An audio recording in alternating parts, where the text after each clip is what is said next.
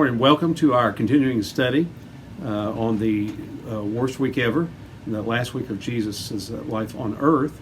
And today we're going to be in Matthew, the 27th chapter, verse 11 through 26. Let me start by saying, up to this time, what a terrible night, Thursday night and Friday morning for the Son of God. Betrayal, he experienced betrayal by Judas. He was abandoned by his disciples, denied by Peter, and arrested and put on trial. In fact, there were two phases of the trial of Jesus. There was a religious aspect where he was brought before the religious authorities and charged with blasphemy. And then there was a civil aspect of the trial, and that where he's brought before Pilate. And this is where we pick up the story today. And let's read from that, Matthew, the 27th chapter, verse 11 through 26. And it says, "Now Jesus stood before the governor, and the governor asked him, saying, 'Are you the king of the Jews?' And Jesus said to him, 'It is as you say.' And while he was being accused by the chief priests and elders, he answered nothing. Then Pilate said to him, 'Do you not hear how many things they testify against you?' But he answered him not one word, so that the governor marveled greatly. Now, at the feast, the governor was accustomed to releasing to the multitude one prisoner who they wished. And at that time, they had a notorious prisoner called Barabbas. Therefore, when they had gathered together, Pilate said to them, 'Whom do you want me to release to you, Barabbas or Jesus, who is called Christ?' For we know that they had handed him over because of envy. Now, while he was sitting on the judgment seat, his wife sent to him, saying, 'Have nothing to do with this just man, for I have suffered many things today in a dream because of him.' But the chief priests and elders persuaded the multitudes that they should ask for Barabbas and destroy Jesus. The governor answered and said to them, 'Which of the two do you want me to release to you?' And they said, 'Barabbas.' And Pilate said to them, 'What then shall I do with Jesus, who is called Christ?' And they all said to him, 'Let him be crucified.' Then the governor said, 'Why, what evil has he done?' But they cried out all the more, saying, 'Let him be crucified.' Now when Pilate saw that he could not prevail at all, but rather that a tumult was rising, he took water and washed his hands before the multitude, saying, 'I am innocent of the blood of this just person. You see to it.' And all the people answered and said, 'His blood be on us and on our children.' Then he released Barabbas to them, and when he had scourged Jesus, he delivered him to be crucified." Jesus is here now, standing before Pilate, and let me talk just a minute about who is this Pilate that he is before. Pilate is the governor of this area at this time, and so we also know about him that he is a hard man. He was born a slave. He rose through the ranks. He married a close relation of Caesar, and that's how he gained a leadership position. He was a very cold, calculating, cruel man. Who would do anything in order to further his purpose and his power. He was hated by the Jews. In fact, he had taken money from the temple treasury to build an aqueduct and did not sit well with the Jews. And so he was hated by the Jews, but he also hated the Jews himself. He sought to keep them in line. He didn't want any riots. He didn't want any uprisings out of them. And so this is why he's here during the Passover time, for the Passover feast, to keep the Jews, if you will, from having any riotous or uprisings or any of those things to take place. And now we find Pilate in the position of judge over Jesus, with Jesus being brought before him with trumped up charges by the religious leaders. And so comes the question, which I think is key to this whole thing that we're looking at today. And this is that question that's found further in the scripture. Where Pilate said himself, "What would you have me do with this Jesus who is called the Messiah?" What would you have me do with this Jesus who is called the Messiah? So you see, Pilate himself must answer that question as well as everyone else. What would you want me to do with this Jesus which is called Messiah?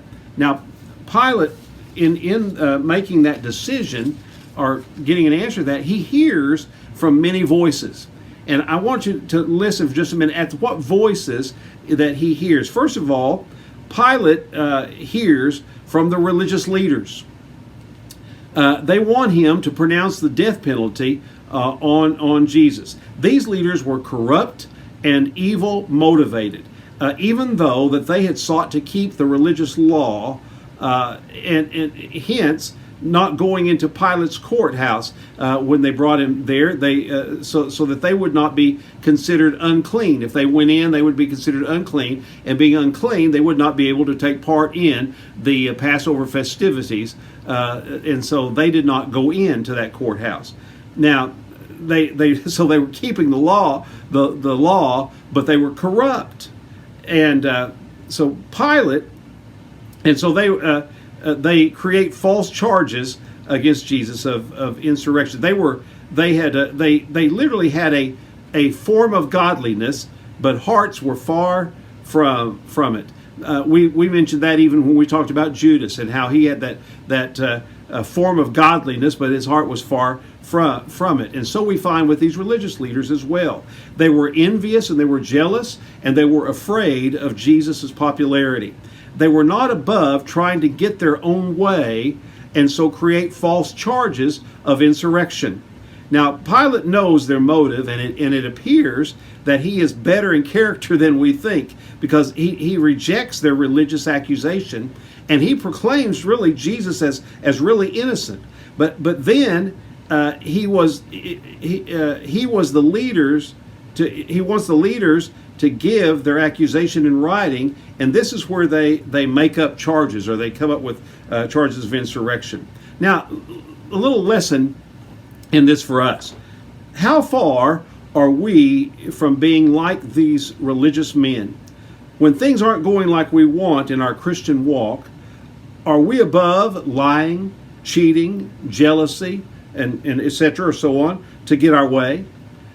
Do we believe one way and live another way, like these religious leaders? You see, Pilate heard from the religious leaders, and they were corrupt and evil and envious. Now, a second one that Pilate hears from during this time, Pilate also hears a voice from his wife. Now, she warns him to have nothing to do with this Jesus because she'd had a dream. She said, I've been troubled by him in a dream. Almost we see Pilate make the right decision based on the testimony of somebody close to him, his wife. And again, he sees Jesus' innocence, but he rejects this opportunity once again. Now, Pilate heard from his wife, the testimony of his wife, somebody close to them. Now, Pilate also then hears from Jesus himself. Now, Jesus was inviting Jesus. Well, Pilate had Jesus come in, of course, into the praetorium, or the courthouse there, if you will, and has a conversation with him one-on-one. And so, and during that conversation, Jesus literally was inviting Pilate to live in truth, saying that he bore witness to the truth. And Jesus was literally at this time inviting Pilate to discipleship. And here Jesus, and think about that for a minute. Here Jesus is standing before a man that sits as judge over him, and is a seeker of truth. And he tells him, I'm actually the one who reveals truth. Jesus is saying that to him. Now, there's a lesson for us. Listen for this. Do you see what Jesus is doing? This is what Jesus does in every situation we face when we come to him. He reveals to us that he is the embodiment of what we are seeking, whether it be joy, peace, love, happiness, self-control, patience, and yes, truth. The way for us to experience all these is by surrendering our life to Jesus, the truth. Jesus was offering this to Pilate. Jesus could have tried to save himself. I mean, he could have argued his case with Pilate. He could have defended himself and against these accusations. He could have done all of that, but he didn't. He could have called down legions of angels to come and destroy all of it and set them free, but he didn't do that. What he was doing was he didn't try to save himself. Instead, you know what he was doing? He is trying to save Pilate. Wow, think about that. So Pilate hears from Jesus. But another group that Pilate is hearing from at this time, Pilate hears from the crowd. Now, earlier, this particular crowd was saying, Hosanna. And now they're saying, give us Barabbas and crucify Jesus. Now listen to this. Let me tell you this. The crowd is almost always wrong. Don't you forget that. The crowd is almost always wrong. The crowd will take you from being a hero to a zero just like that. Don't follow the crowd. That's the message. Don't follow the crowd. If you're trying to decide what to do in your life, or you're making a decision or something about what to do, take counsel from God himself. Talk to God. Or take counsel from a godly friend. Talk to a godly friend about them. And I mean a godly friend, not one that's like these religious leaders that has an appearance of godliness, but somebody who really is close to the Lord. Talk to a godly friend. Now, don't stand with the crowd just because they are loud. Now, this crowd was loud, and they gathered to get people were just drawn into that.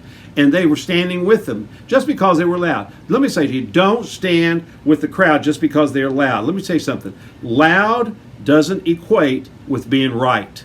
Loud doesn't equate with being right. Now, Pilate had heard all these different voices and trying to and then answer that question. What do you want me to do with this Jesus? What do you want me to do with Jesus, who is the Messiah? Now, Jesus, at this point, he may be before Pilate, but really, Pilate is being judged as to what he will do with Jesus. You understand that? Pilate looks like he's the judge, but he's not. He's being judged himself, what he will do with Jesus. He is kind of representative of the world, of you and of us all. What will you do with Jesus? Pilate could have shown integrity at this time. I mean, he had many opportunities there. In fact, he proclaimed the innocence of Jesus several times right there. And he could have shown integrity and led with courage and let Jesus go. He could have done that. But you know what? He gave the responsibility over to the people. He cowardly gave it over to the people. You see, he had a choice. Do the God thing or do the popular thing, or what the crowd was calling for. Instead of doing the God thing and showing leadership, he did the popular thing, the thing that would not incite the people. You know, that question comes down to all of us as well, today, even today. Let me say it again. What will you do with Jesus? You and I must make a decision. We must make a decision to stand with Christ, for Christ, or reject Christ. We must make a decision. You must make a decision. All of us must make that decision. You see, there is no middle ground. There's no middle ground. Pilate made a decision by what he did. There was no middle ground. He was either for Christ or against him, or reject Christ. And there's no middle ground. You and I must make that too. Let me ask you today, what is your choice? What is your choice? Let me reiterate that. Listen to this. Answer this. What will you do with Jesus? Thank you for being a part of this study. We look forward to the next one, when we get to continue in the worst week ever in our study around the crucifixion of Jesus. Thank you.